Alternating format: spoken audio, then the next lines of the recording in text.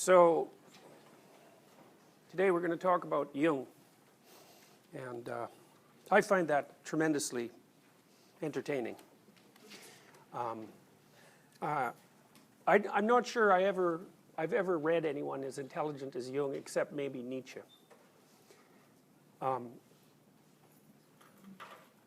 It's funny, he's accused of many things, such as starting a new religion, by some rather unscrupulous biographers. But what he did was actually far more radical than anything he's ever been accused of. And one other thing I should tell you too is Jung has often been accused of anti-Semitism, but one of the things that came to light in last year was that he was working as an agent for the American government during World War II and frequently set updates on Hitler's psychological condition to the highest levels of the American government. He never told anybody about that. So you know, that's a little hard on the old accusations of anti-Semitism, I think, which I've never thought held any merit anyways. So, Jung. He was a strange guy in many ways, extraordinarily imaginative. He could get lost in daydreams and was a tremendously powerful visualizer. And a lot of what he discovered was a consequence of engaging in long-term elaborated fantasies. And in these fantasies, he could have conversations with figures of his imagination and communicate with them. I had a client at one point who was a very prolific dreamer, and she could talk to her characters in her dreams and ask them what they meant symbolically, and they would tell her. That was really something. I've only seen one person who was capable of doing that. She was, I don't know if it helped her that much in the final analysis, but she could do it. But Jung was very, very interested in the depths of the human imagination. Now, his body of work can be viewed as an amalgam of many things, but he had deep knowledge of Latin and Greek, and he'd studied alchemical manuscripts for many, many years as an older man. So he was very interested in the emergence of the idea of science from what he considered the collective imagination. But in many ways, his primary modern intellectual influences, I would say, were Nietzsche and Freud. And Jung really set out, somewhat like Piaget, to address the gap between religion and science. But he did it for different reasons than Piaget. Jung took Nietzsche's comments about the death of God very seriously.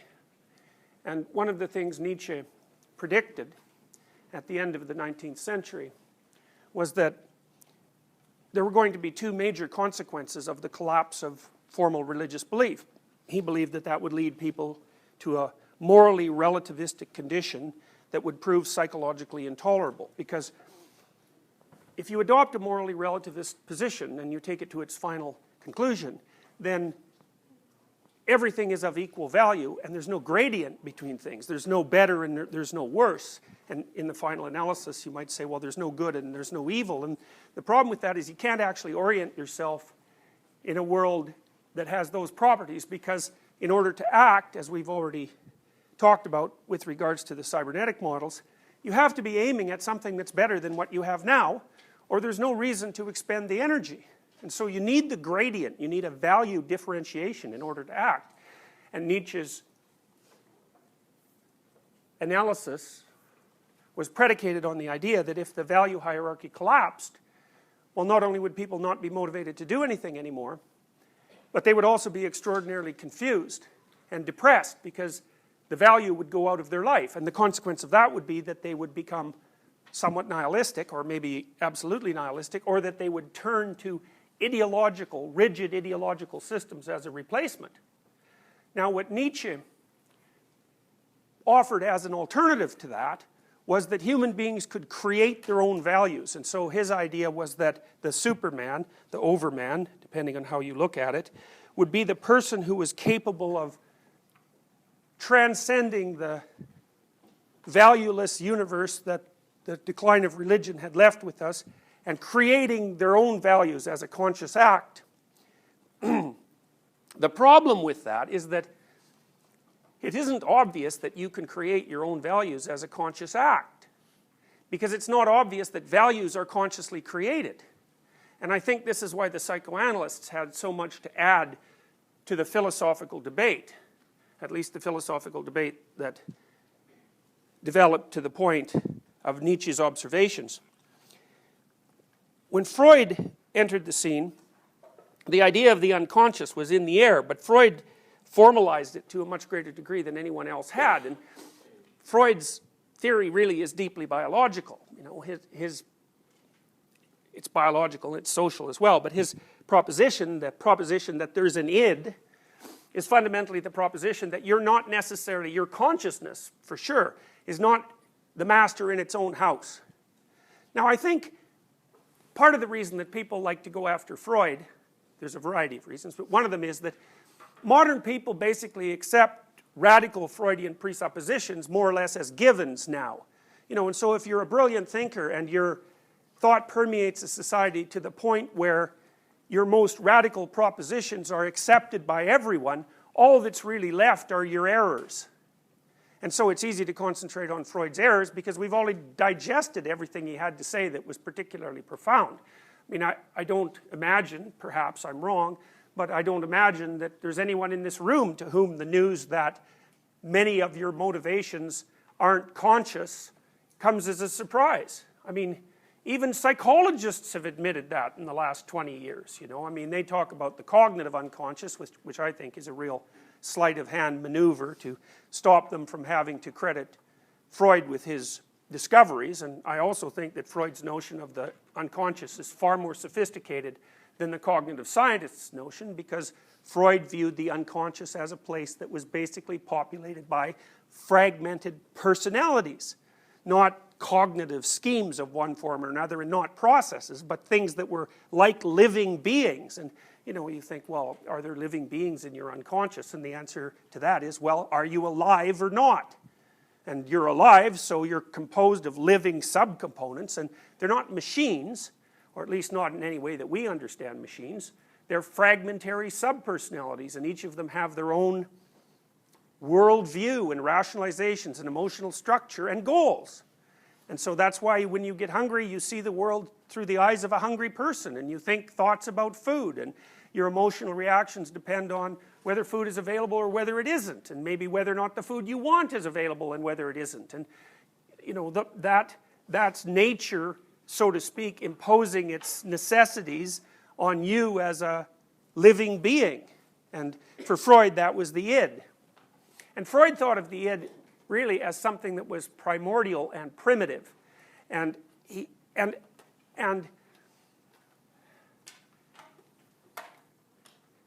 that's one of the things that really separated him from Jung. And I think Jung is much more accurate from the perspective of evolutionary psychology. In fact, I think he's radically underestimated as a thinker whose thought was unbelievably deeply grounded in biology. And like, Jung was a remarkable person because his notion of history and the relationship between history and the human psyche covered spans of time that were really, until modern historians and evolutionary psychologists started to talk about deep time and the fact that, you know, the entire 4 billion year history of the world is in some sense relevant to us as beings, or at least the 3.5 billion year history that there's been life on the planet. Ancient history for European philosophers was like 500 to 2,000 years ago. And Jung thought way past that, way back farther than that, and started to take into serious account the fact that the origins of our psyche, the ground of our psyche, is deeply biological, and that it's an emergent property. So for Freud, Freud's idea of the unconscious is somewhat difficult to understand because there's sort of two elements to it. There's the id, which is the source of primordial motivation.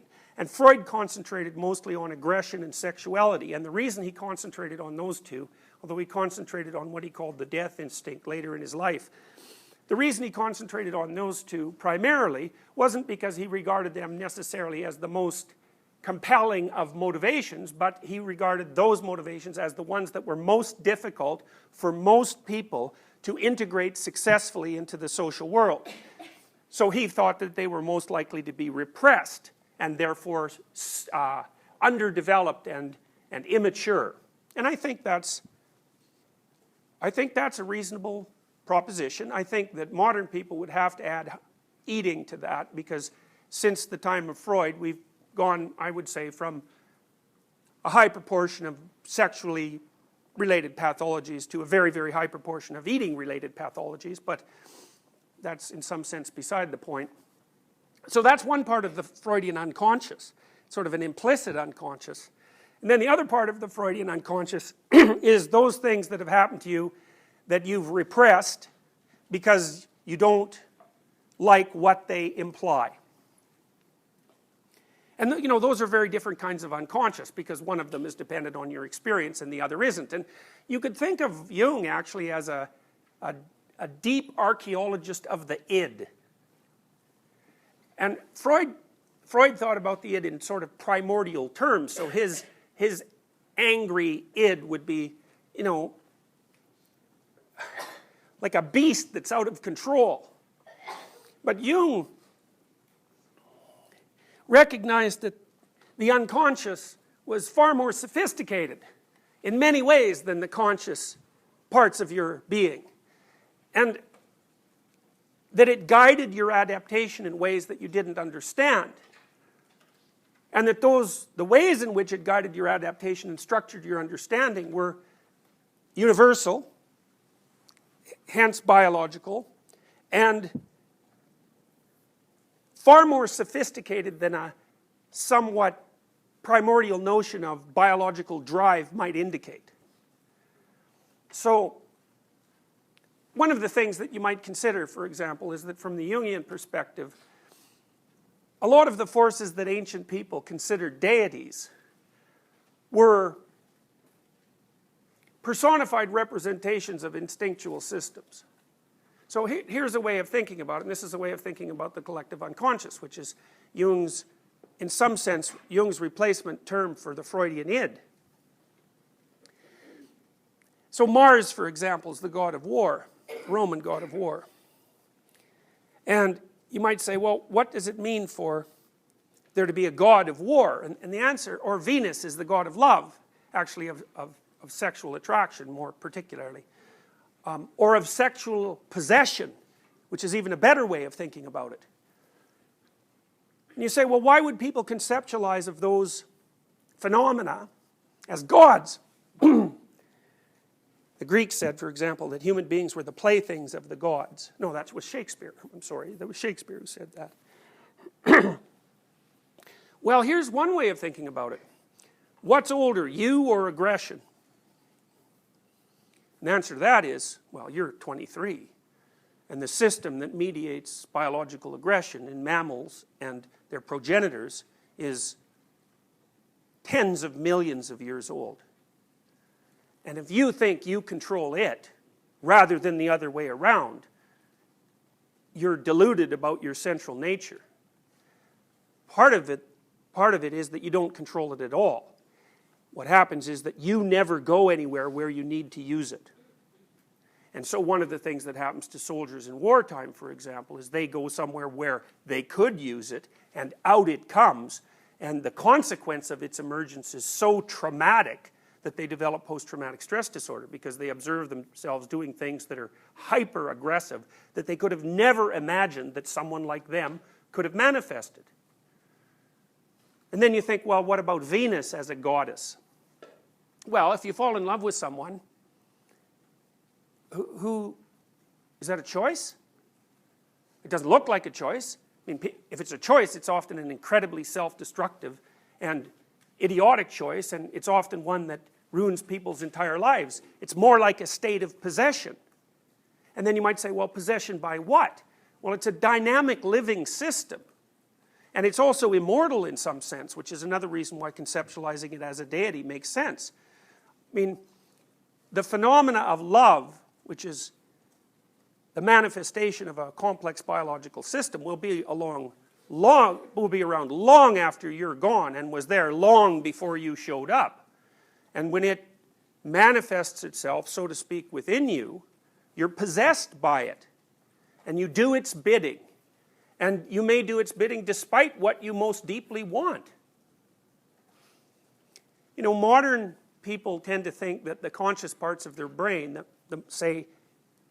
or let's say the more newly evolved elements of their brain, because we don't actually know what the relationship is between consciousness and the newly developed parts of the brain. The assumption is often made that the reason we're conscious is because we've developed a very spectacular cortical cap, but consciousness appears to be far older than that. So that's an erroneous assumption. But we do tend to believe that the most complex and sophisticated parts of our brain are the cortical cap, the complex cortical cap that's quite enlarged in human beings relative to our body size. Because it's the newest systems, and it's also part of the systems that allow us to do such things as communicate with language and think in abstract symbols. But there's a different way of thinking about this from a biological perspective, and that is, what makes you think the newest system is the most sophisticated one? Why don't you assume that the oldest system is the most sophisticated one? Because it's been around for, well, for example, the mechanism in your neurological, the mechanism that underlies your conception of your relationship to the dominance hierarchy, for example, is at least 300 million years old. And the reason it's lasted 300 million years is because it knows what it's doing. It's far older than the parts of your brain that make you conscious in the specifically human way. And it's so deeply embedded in your brain in some sense that you have almost no voluntary control over it. And that's why, for example, one of the things that happens to people who are depressed is that the system that reports their dominance status reports that they're low.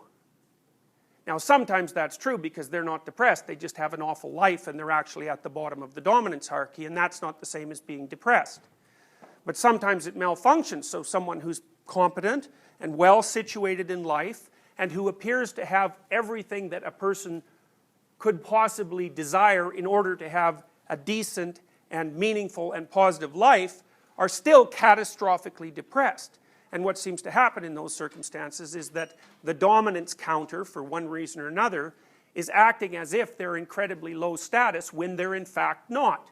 And I think that's a good definition of clinical depression. I also think that part of the reason that there's mixed results with regards to antidepressant trials is because antidepressants don't help you if you're at the bottom of the dominance hierarchy. Well, how could they? You're not depressed. You just have a terrible life. That is not the same thing.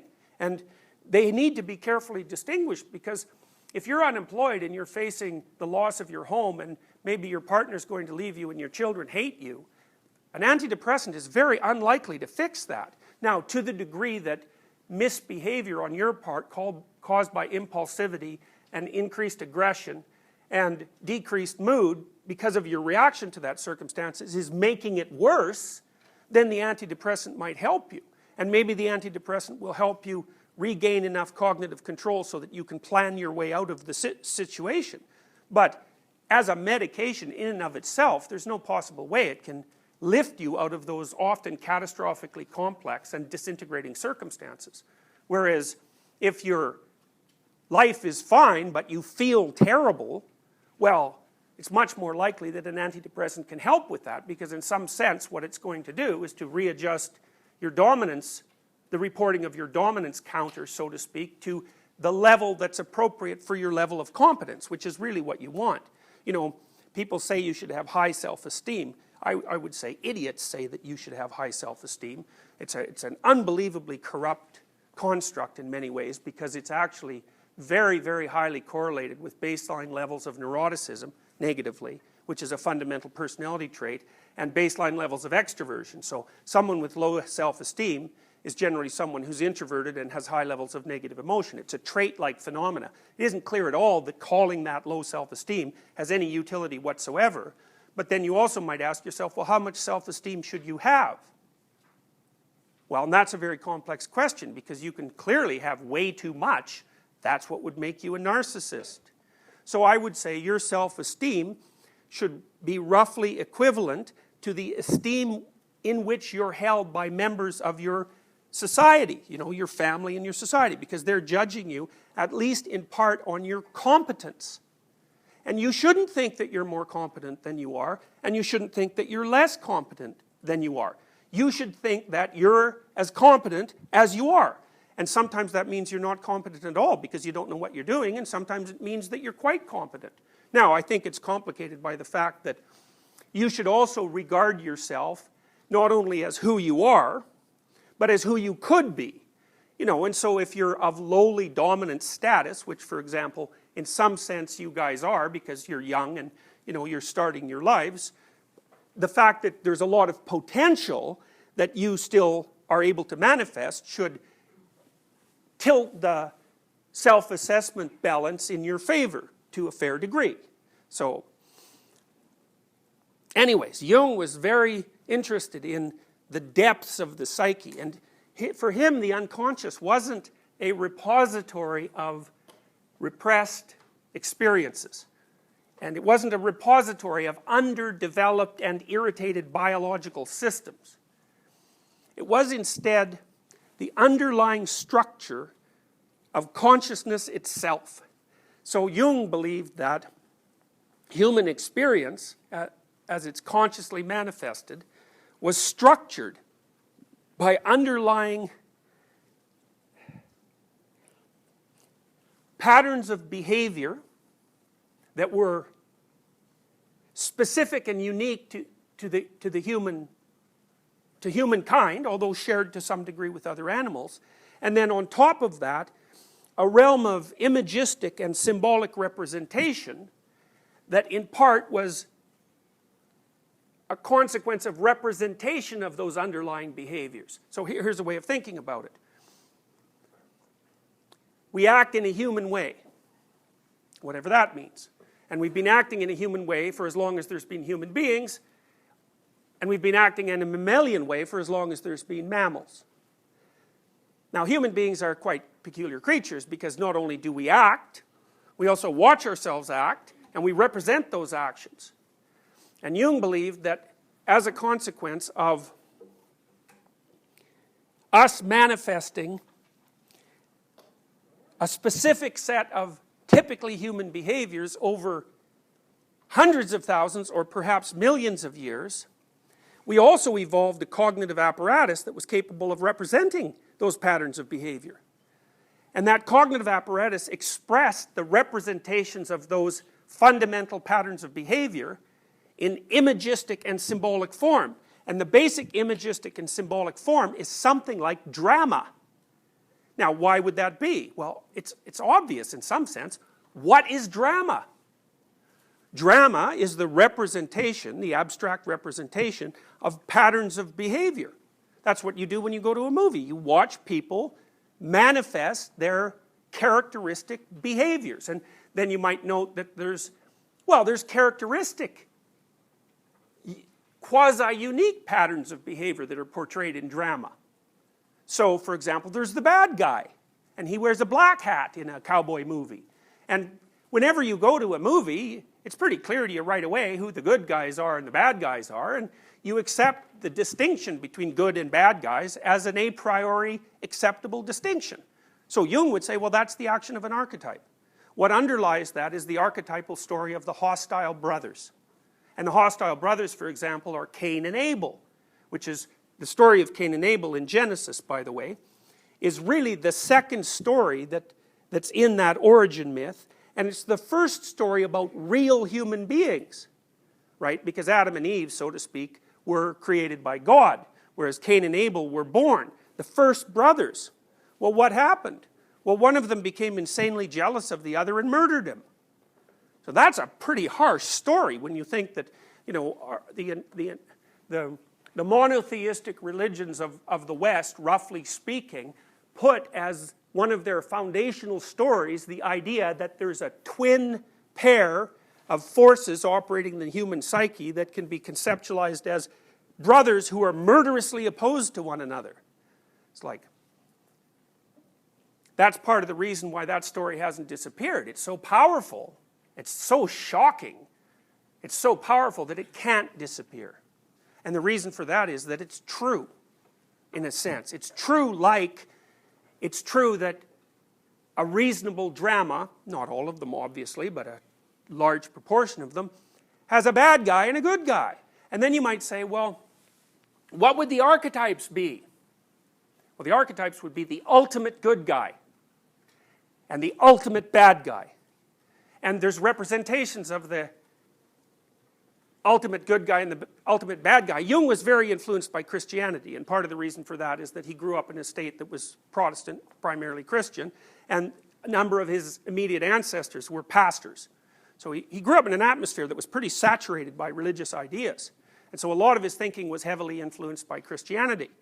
So one of the things he pointed out was that just like Cain and Abel, who are archetypes in a sense, they're archetypes of they're the Old Testament version of archetypes of the hostile brothers, Christ and Satan are archetypes. And the reason they're archetypes is because virtually by definition, the satanic symbol, so to speak, is a representation, a symbolic representation of everything that's terrible about human beings. It's an archetype. You can't imagine anything worse than that, so it's like a limit case. And then when you go to a movie and you see bad guys, you can think of them as partial approximations of the archetype. Or you can think about them as the archetype differentiated in a manner that makes exposure to the archetype fresh and interesting. Because you just don't want to go and see the same old bad guy over and over and over. You want to explore the entire complex behavioral and representational system of the archetype of evil in every conceivable situation. And in the same way, you want to explore the archetype of good. And the reason you want to do that, in principle, depending on your motivations, is to control the influence of the factors that underlie the negative archetype in your life, and to manifest the factors that underlie the positive archetype. And that's why you hope for the good guy. It's also why, generally speaking, in a drama, you embody the good guy while you're watching the movie. So I can give you an example of this. So one of the things I learned to do with my son when I took him to movies, because when he was a little guy, I took him to fairly intense movies, and sometimes too intense, but one of the things I taught him when he was afraid was keep your eye on the hero. Not don't be afraid or it's not real. It's like, you could easily make a case that a movie is more real than normal life. Why would you watch it otherwise? What a movie is normal life stripped of everything that's trivial. So if you strip a representation of everything that's trivial, what makes you think that isn't more real? So is fiction more real than life? Well, is abstraction more real than reality?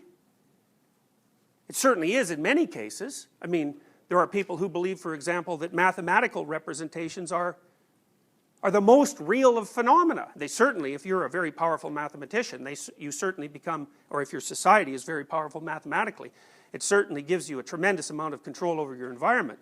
So the idea that abstractions aren't real that's a silly idea. And the idea that fiction isn't real, all that indicates is a confusion about what constitutes real.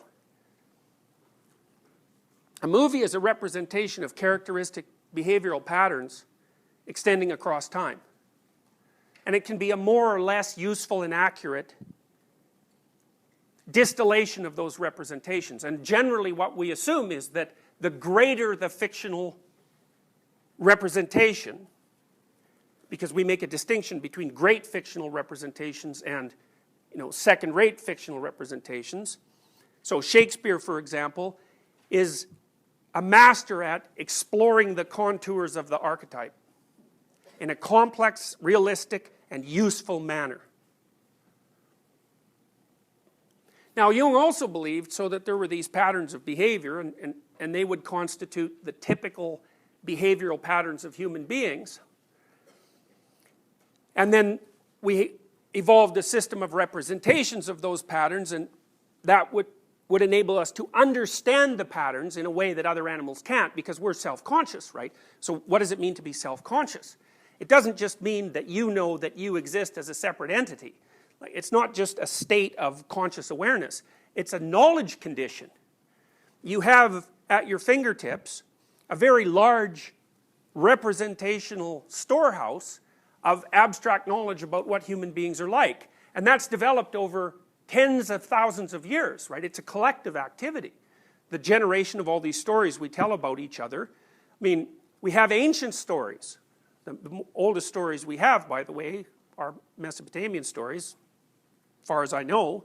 And the oldest Mesopotamian story, or one of the oldest Mesopotamian stories we have, is a hero story where the god, Marduk, fights a great dragon and cuts her into pieces and makes the world. And you might think, well, what do you, Mesopotamians, you know, what do you mean the world's created out of the pieces of a great dragon? Well, it's a Piagetian idea with a bit of narrative complexity added to it. It's like, well, how do you create the world? Well, you confront the unknown and you transform it into the known, or you confront unexplored territory and you transform it into explored territory.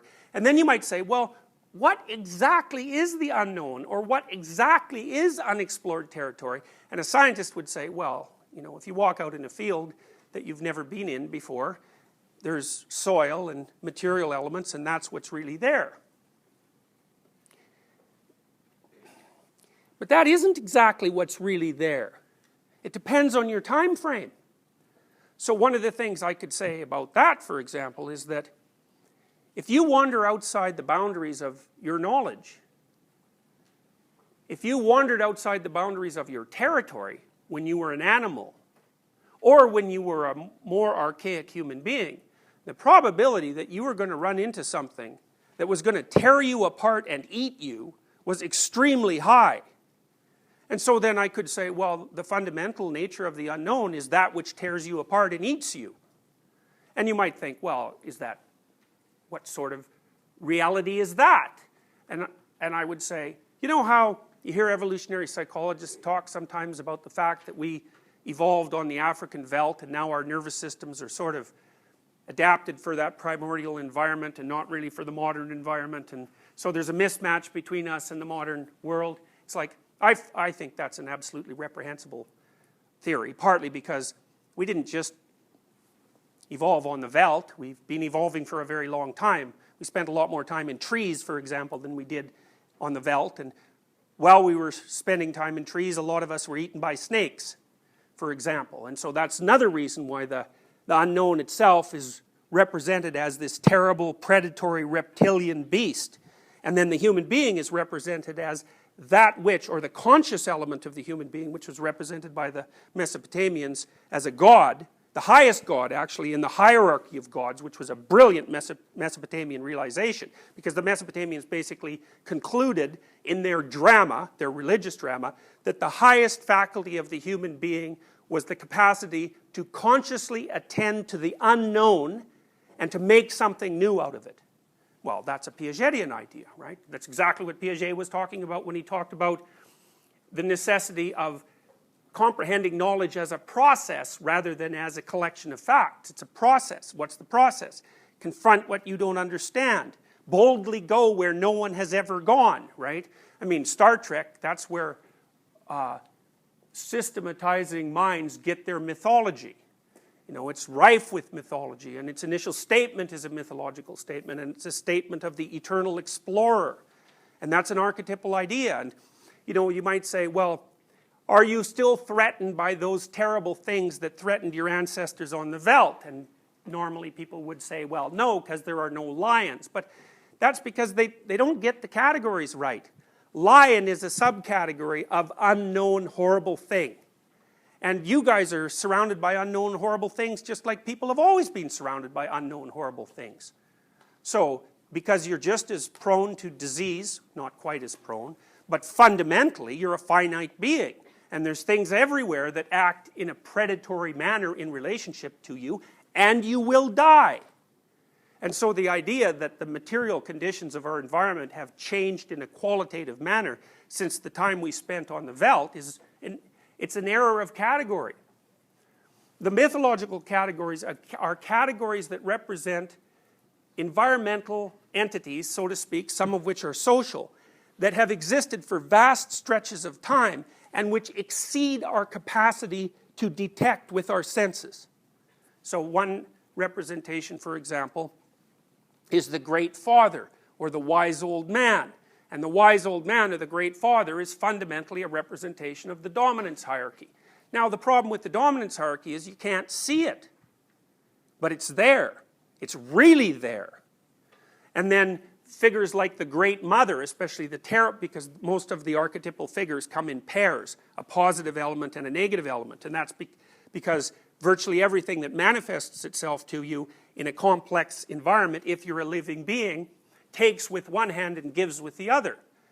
So nature is benevolent and kind and wise and the source of all new knowledge, and also cancer and malarial mosquitoes and the tsetse fly and the guinea worm and all these things that are horrifying and destructive beyond belief, and you're stuck with both. And then society, we talked about this before, that's the Great Father. It's on the one hand, here you are, benevolently protected by your social surround. On the other hand, social structures tend towards tyranny and authoritarianism, and they oppress the individuals within them at the same time that they sustain their development. And so that's a dichotomous archetype. And then there's the individual, who's on the one hand a remarkable and wonderful creature, and on the other hand someone who's capable of atrocities like those that characterized the actions of many millions of people in the 20th century. Those are all archetypes. There are more archetypes than that. Like the archetype of the predatory reptile with something to offer, which is essentially a dragon, is the most fundamental archetypal representation. Jung found that representation in alchemical manuscripts, mostly in the form of the Ouroboros, which is a snake that eats its own tail. And it's a symbol of matter and spirit in union, because the snake is sort of matter, and the wings on the snake, the dragon, make it spirit. So it's like the fundamental elements of reality are matter and spirit in some kind of conjoined state. And the fundamental task of the human being is to come to terms with the nature of that unknown thing. Now think about it this way. Well, why would ancient people represent the unknown as such, as a reptilian, self-contained reptilian form that was both spiritual and material? Well, here's the reason. First, the unknown's dangerous, and you could be its prey. So you better have that representation at hand. And then you might ask, well, is that really the unknown? And then I would say, well, it depends absolutely on what you mean by really. From a Darwinian perspective, that was the best way to conceptualize the unknown. And then you might say, well, that doesn't make it real. And then I might say, are you sure about that? Is there anything more real than representations derived from Darwinian processes? The Darwinists would say no. Okay, so why is it matter and spirit? Or why is it winged and on the ground at the same time? Well, you can also understand this from a Piagetian perspective, and so that is because when you encounter the unknown, you separate the material world and the spiritual world. And the spiritual world is the psychological world. And so what you're doing when you encounter the unknown is you parse some of it up into the world, and you incorporate other elements of it into yourself. And the best way to think about that, I think, from a conceptual perspective, so it becomes more understandable, is that what you encounter when you encounter the unknown is patterned information. And you take some of that patterned information into yourself, even by doing something as simple as gripping something you want to pick up, because you're imitating the pattern of the thing that you want to pick up, and that's how you're transforming its structure into an element of your being. And so when you're exploring the unknown, it's a constructivist idea, you're simultaneously constructing the world and constructing yourself, and thus the inference is the unknown is made out of that which can be parsed out into psyche and matter. And it's dangerous. So it's a perfectly reasonable representation. And that's why it won't go away. So Jung's fundamental contribution, I would say, is his analysis of hero mythology. And I would say that's the fundamental element of his thinking. Now, the relationship between that and Nietzsche is fundamentally this. Nietzsche believed that once the religious systems collapsed, we would have to consciously produce our new set of values. But Jung believed that the psyche was the source of all value. And so that it wasn't a matter of creating new values, it was a matter of discovering the values that were already lying dormant and implicit within us. So, and the next thing I would say about that is, you all know this. You just don't know you know it. And so one of the reasons to be educated from a literary and historical perspective is that you can come to understand what you already know. Because if you don't understand it, then there's an element of your being, the element that knows it and acts it out, and there's another element which is sort of you as a personality that are completely at odds with one another. And that makes you weak. It makes you something that's divided within itself. Now, you're doing everything you can as a general rule to incorporate this information. Now, for a long time, it seems as if as long as we acted it out and represented it symbolically and didn't argue about the assumptions, it was more or less okay. But we're past that now. And in order for us to benefit from the same protective structures that our ancestors benefited from, we now have to understand what they mean consciously. And that's really what Jung was up to. What he was really trying to do was to resurrect deep religious representations from the dead, so to speak, and to make them conscious so people could align themselves with them again. Now, I'm going to show you something that's related to that.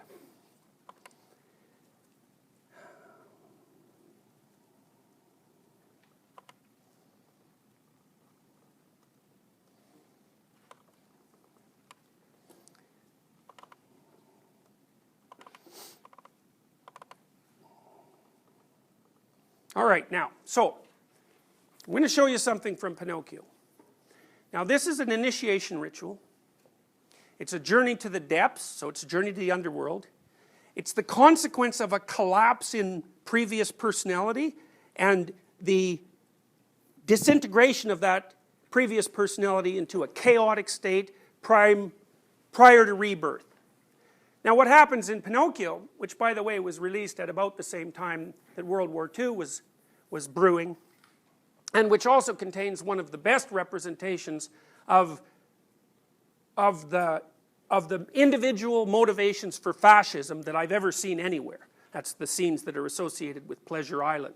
Remember, all the puppet is trying to become a real boy, right? So he's a marionette to begin with. Something else is pulling his strings. Well, for Jung, that's your habitual state of being. Something else is pulling your strings. Even the idea that you're autonomous is the consequence of something else pulling your strings. And for Jung, what you needed to do was find out exactly who and what is pulling your strings and decide if that's the direction in which you want to go. And that's really what happens to Pinocchio, because we're going to watch Pinocchio, part of it, in the Pinocchio story. He starts out as a marionette.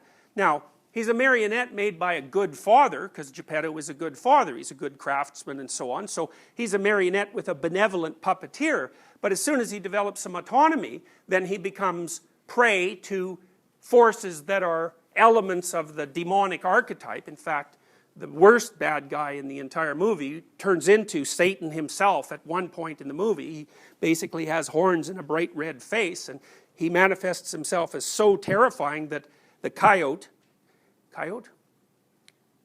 wolf, fox, and the cat that are trying to corrupt Pinocchio are terrified because they get like they're criminals, they're petty criminals and deceptive and so forth, but when they get a look at who's pulling their strings, it's enough to terrify them.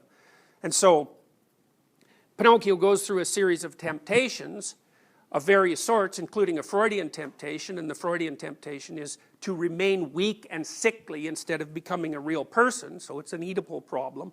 And another problem that faces Pinocchio is that he's offered false celebrity as a way of solving his life's problems, so he's offered the opportunity to become an actor, and what that means is a deceitful fake who's constructed a persona that makes him appear far more valuable than he really is. So the movie outlines two pathological modes of movement towards maturity. One being a phony, and the other taking the easy way out and hyper valuing all your pathology so that you become dependent. So anyways, and then another mode of pathological development is offered to Pinocchio, which is to do nothing but engage in short-term impulsive and destructive play. And that's on Treasure Island, but when he goes to Pleasure Island, he finds that it's actually ruled by demonic forces with faceless entities who are transforming all the pleasure-seeking marionettes to braying donkeys who are slaves. It's like... So, Pinocchio escapes from that, and he does it basically by jumping into the unknown, and that's where we're going to start our exposure to his initiation.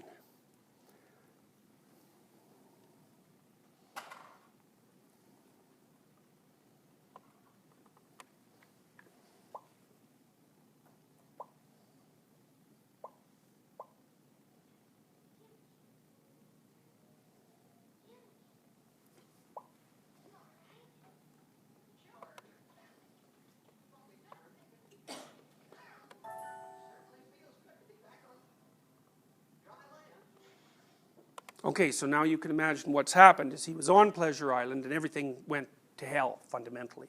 And so he jumped into the water to escape from that, and that's equivalent to plunging into chaos. And so chaos was an escape from pathological tyranny. And now he's tried to go home. So this is the psyche, in its search for maturation, runs into an obstacle, which is the tyrannical element of the Great Father that it cannot cope with, and it trots home, runs home. It's a defeat. Typical part of a hero story is the initial defeat of the hero when he encounters usually either the terrible Great Father or the terrible Great Mother. So this is a retrogressive, Jung would call this retrogressive restoration of the persona. So it's sort of like maybe you're a well-adapted adolescent and you live at home and you're a happy adolescent and everything's good at home, and then you go out to try to be an adult and you fail, and then when you come back home you try to act like a happy adolescent again, but you're not. What you are, in fact, is an unhappy adult. And if you move back to the happy adolescent mode of being, then it's false and pathological. You can't go home again, another typical motif in literature. Now the cricket, I can't tell you everything about this story. I can tell you a couple of strange things about it. One is that the cricket is Jiminy Cricket, right? And the initials of Jiminy Cricket are JC. And Jiminy Cricket was a common Southern American mild form of cursing. It's the equivalent of Jesus Christ. And so you might think, and of course, the cricket is Pinocchio's conscience. And, well, so then you might ask yourself, why in the world would a pejorative, mildly pejorative term for Jesus Christ be applied to a cricket who's guiding a puppet into the water to rescue his father from a whale? Why would any of that happen? And the answer to that is, you know why, but you can't say why. You can't say why you know, or what it is that you know. But the mere fact that it makes sense, and it does, is an indication from a Jungian perspective that you're operating at an archetypal level. You understand this. And so I could say, here's an example of why the cricket is a bug. Well, things bug you, right? We say that, things bug me. Well, you should do something about the things that bug you, because that's your conscience calling to you. It's destiny in some sense manifesting itself as an unconscious impulse. That really bugs me. Means, if you can, you should do something about it, because you think about it, man, there's a lot of things out there that might bug you, but lots of them don't. But some of them do. Well, why do those bug you and not the other things? Well, that's a complicated question, but one potential answer to it is that there's part of your psyche that's oriented towards further development. Jung would call that the self. And that's like the totality of everything that you could be. And it's a strange sort of entity in some sense, because it's partly potential, and it's potential that expands across time. But the way that your potential totality calls to you in the present is by placing things in front of you that are your problem.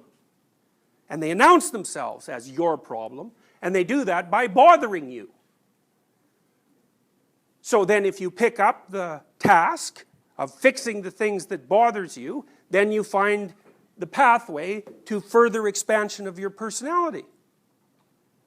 So, and that's what's happening with Pinocchio. Now, one of the things that's really interesting about the Pinocchio movie, and that makes it incredibly sophisticated, is that despite the fact that the cricket is an avatar of Christ, so to speak, the cricket has things to learn just like Pinocchio. And so that's very cool, because it's so cool, it's so sophisticated, because it means that you do have a conscience that guides you, but until you establish a dialogue with it, both you and the conscience are immature. You have to establish a conscious dialogue with it, and then interact together in a manner that propels your development across time. And that'll stop you from being a marionette of forces that would make you a braying donkey who does nothing but slave away in salt mines. So, okay, so Pinocchio goes home. That doesn't work, and that's where we're going to start here.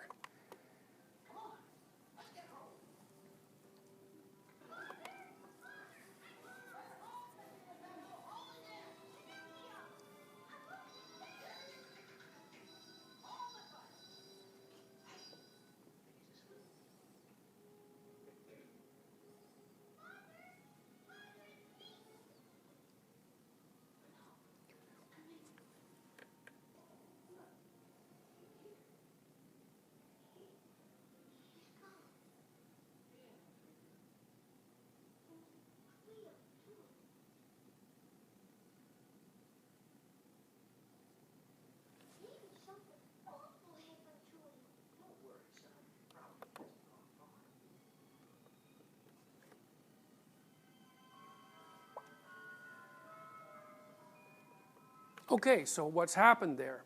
Well, many, many things at multiple levels of reality simultaneously. And that's the characteristic of an archetypal story.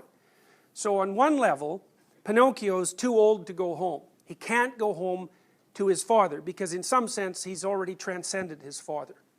So there are things, for example, that your father can't help you with, and the reason for that is that he doesn't know any more about the situation than you do, and he can't. And so that's where his knowledge limits out. So that would be sort of on the personal level. And then on the transpersonal level, which would be the deeper archetypal level, what's happening to Pinocchio is exactly what Nietzsche described at the end of the 19th century. Because remember that Geppetto is his creator, and now he's dead, he's gone. And so Pinocchio is bereft of placement, so to speak. His soul has been corrupted, and he doesn't know what to do about it. And when he returns to his family home, or when he returns to his tradition, what he finds is nothing. Okay, so then what happens? Well, this is another thing that you'll swallow with just no problem whatsoever. Well, this dove comes along that's sort of golden and glowing and drops a note right in front of him. Now, you may remember, and perhaps you don't, but the star from which the dove comes is a representation of the blue fairy.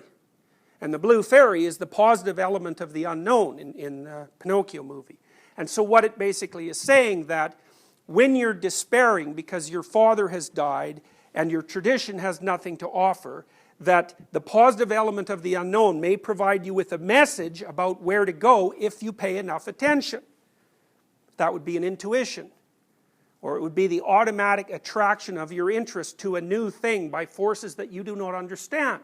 So one of the real ways of coming to grips with the idea of the active unconscious is to understand that you cannot control what you're interested in.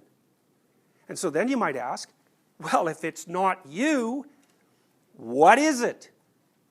And if you think about that problem long enough, you'll start to understand what Jung was talking about, because that is the way that you can understand in your own life that the things that direct you as a being are not things that you consciously choose. In fact, they're not even things that you can consciously choose. They're directed by other forces. So anyways, the dove drops a message in front of Pinocchio and the cricket. Now it's the cricket that reads it, so it's the same idea as what bugs you. so to speak. The cricket is the interpreter.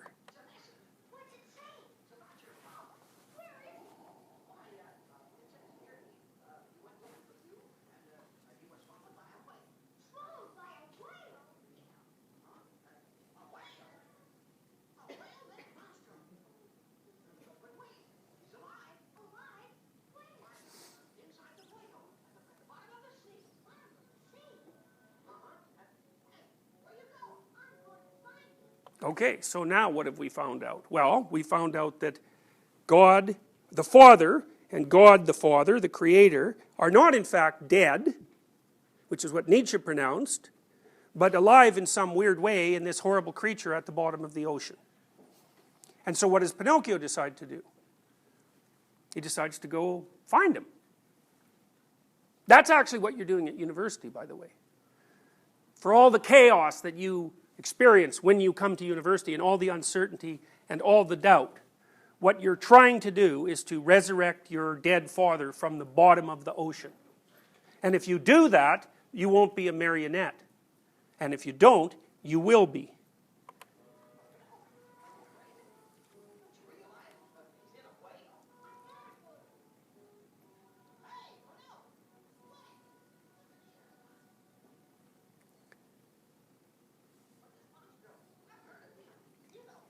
Now this is very interesting because the conscience here plays a very dichotomous role. So on the one hand, Pinocchio is often ahead of his conscience, so to speak, so he's taking the leading role, and the dialogue is kind of choppy and neither of them know exactly what they're doing.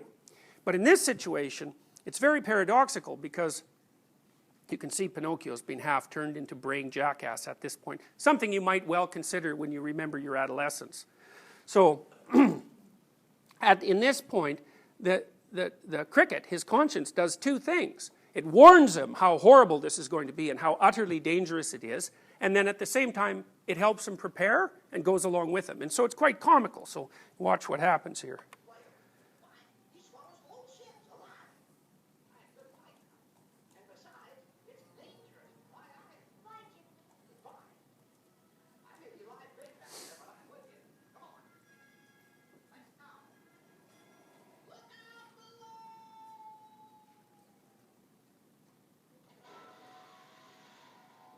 Okay, so I've cut this a little bit, but what happens in the movie is that he goes to the bottom of the ocean and he starts to ask about Monstro.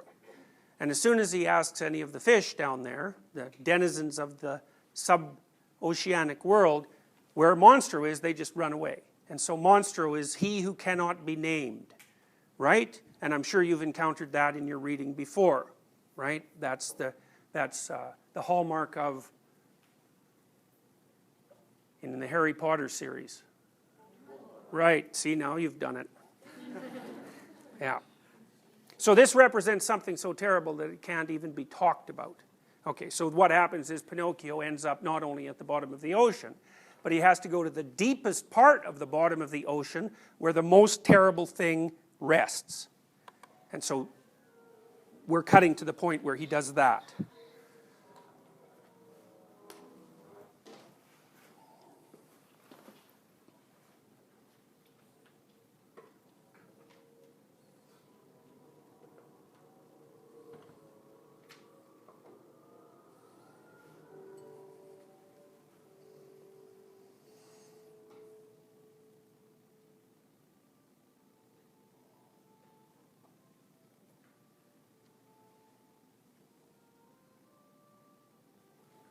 So now you might ask, how did Geppetto get in the whale? And the answer to that is it's never really made that clear in the movie.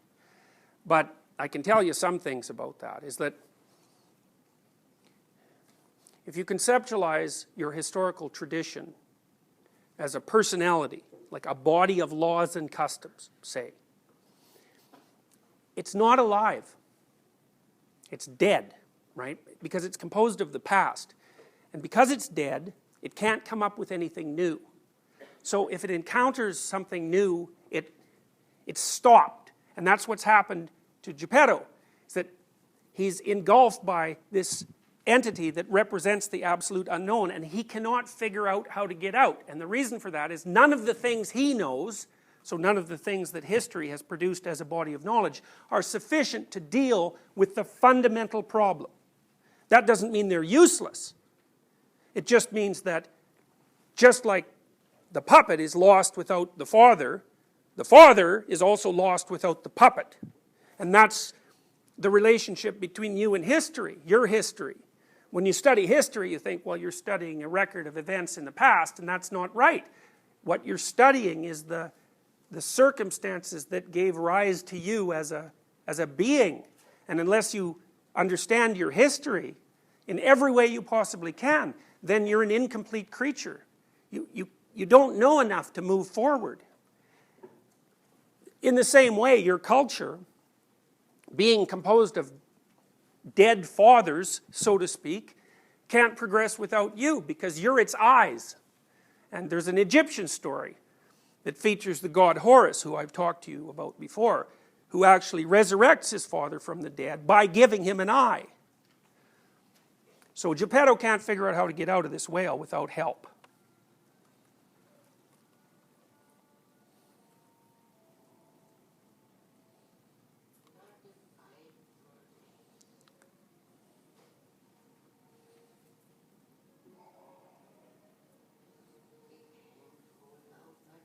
So he's kind of pushing up tombstones there, you might note.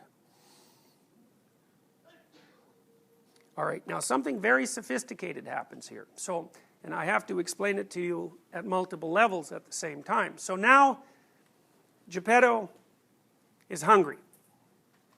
And when the whale opens its mouth, a lot of fish come in. Now one of the things I want you to think about, you can just put this in the back of your mind, is that one of the oldest symbolic representations of Christ is a fish. And all of his followers were fishermen. And so there's this weird relationship between the messianic figure who's at the base of, at least at the base of Christian culture, and the idea of things that are pulled up from the depths. Now here's what happens in this part of the movie. It's so amazing. So Geppetto is looking for fish. And the reason for that is he doesn't think he can get out of the whale, and so he might as well have some fish while he's in there. And so he's given up on getting out. Now what happens is that the whale swallows Pinocchio as if he's a fish. So Pinocchio is put into the same category as fish, and it happens to Geppetto a couple of times. He mistakes Pinocchio for a fish. You'll see. So what that means in some sense is that Geppetto can't distinguish between the fish that will feed you for the day and whatever it is that Pinocchio represents. And so you could think about Pinocchio as a fisherman instead of as a fish. And so you can think about it this way, and here's an old saying. If you give a man a fish, you feed him for one day, but if you teach him to fish, you feed him forever. And so the idea is it's better to develop the skill to acquire something than it is to have the thing. Now, what Pinocchio represents is, he's like a meta fish. I know this is a strange way of thinking about it. Geppetto's problem isn't that he's hungry. His problem is that he can't get out of the whale, and so what he's fishing for isn't something to eat, it's something that will help him get out of the whale. But he can't recognize the difference between the proximate solution, which is so that he'll just no longer be hungry, so he's got a very short-term outlook, and a solution to the much broader problem. So what happens is, the whale swallows a bunch of fish, and Pinocchio's in there, and Geppetto's fishing away, and he catches Pinocchio. And Pinocchio announces himself, and Geppetto tells him to be quiet because he's interfering with him fishing, and then when he turns to hug Pinocchio, because he wakes up, he actually hugs a fish, and then he discards the fish. So then he figures out that Pinocchio's there. Then Geppetto decides that, well, they're going to have to live inside the whale. And it's another idea of his blindness at this point, because he's composed of the dead past, so to speak. So what Pinocchio does is start to destroy the ship itself, which is what they're floating in the whale, to start a fire. And the fire makes the whale mad enough to spit them out, and the whale then transforms itself into a dragon and tries to kill them, because it's a fire-breathing entity at that point. And so part of the understory is, it's better to figure out how to fish than to fish, or that more profoundly, it's better to figure out how to do something than to merely benefit from the thing itself. Pinocchio represents that which can do new things. So he's a hero, and he's willing to destroy part of the current order, that's the ship, in order to produce a new strategy that will actually free them from the whale. Now he wants to get his father out of there too. So that's what happens in the next 5 minutes, I would say.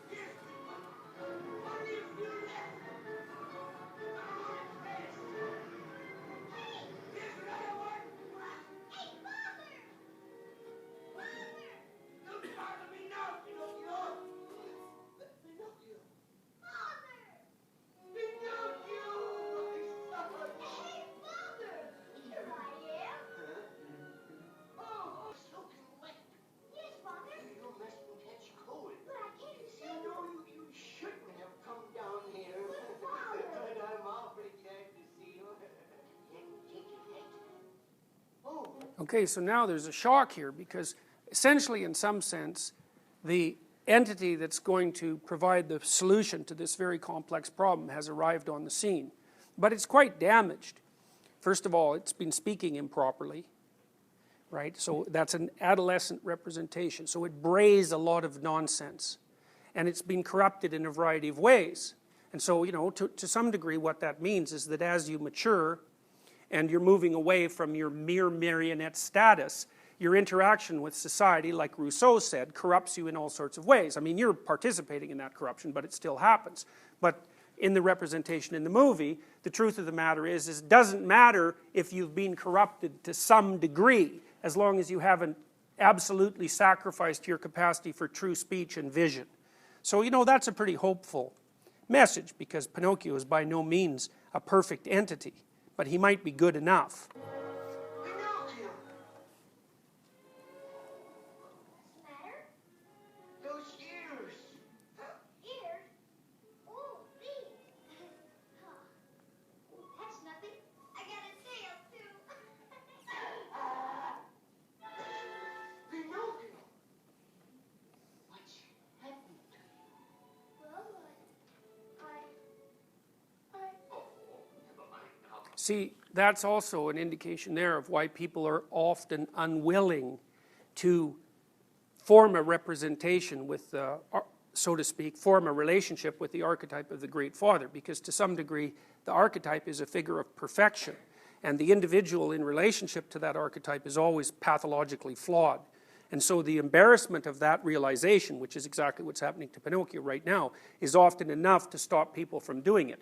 So what that would say, what that means in some sense, is that in order for you to mature in the fullest possible manner, you have to understand the manner in which you're deeply flawed in relationship to your potential as it might be historically determined.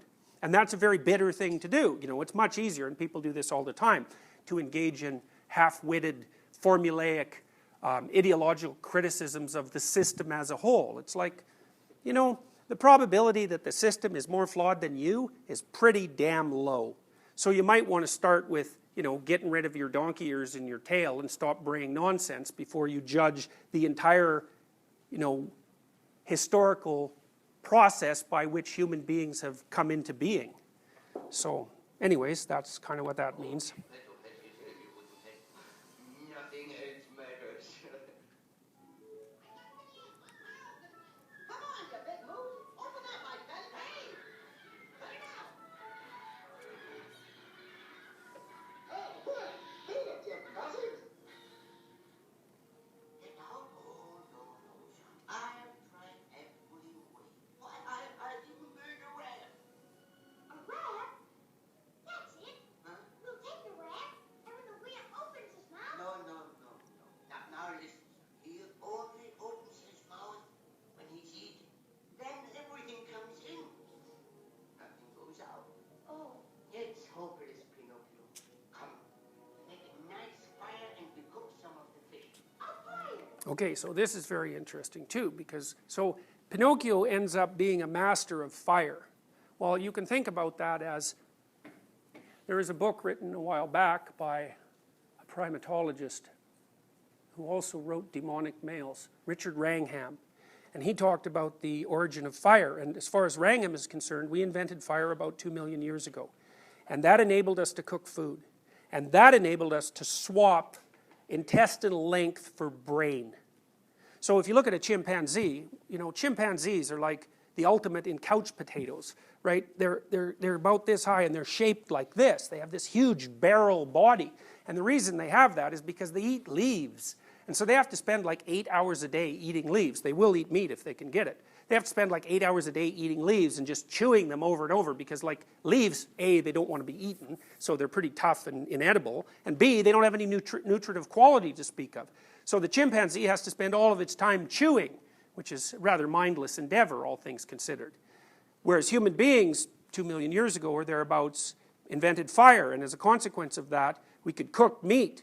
And meat is incredibly energy rich. And it's easy to digest once it's cooked. And so the consequence of the invention of fire was that we're the way we are today. We could have a brain instead of a gut. And so the idea that Pinocchio's mastery of fire, and it's as something more than merely a means of cooking. That's how it started out, right? But you can think of our entire technological capacity as stemming from the mastery of fire. Now, the other thing you can think of, and this is very much worth considering, is that Pinocchio masters fire, and that turns the whale into a dragon. And so the idea there too is that, and this is an old idea, is that our technological prowess is something that makes nature itself angry. And of course you might say, well, do you believe this? And the answer to that is, well, how many of you have environmentalist leanings? And that's exactly the story that you're following, because you're still wondering about whether or not mastery of fire was in somehow against the natural order, and that it will end up in all of our deaths. And you know, that's a reasonable thing to worry about, but not mastering it was going to end up pretty badly too. So That's it. Yes, and then we all eat it. A great big fire. Lots of smoke. Smoke? Oh, yeah, sure. The smoke especially tastes good. So here what happens is that in the midst of this complete chaos, Pinocchio has a choice, and the choice is he can either save himself, which is a very, very selfish choice, and reduces him to an ahistorical individual because he has no relationship left with his father, or he can put himself at great risk and rescue his father, you know, finish the process, stop his father from drowning, and complete. Okay, so Pinocchio dies, and then his father brings him home.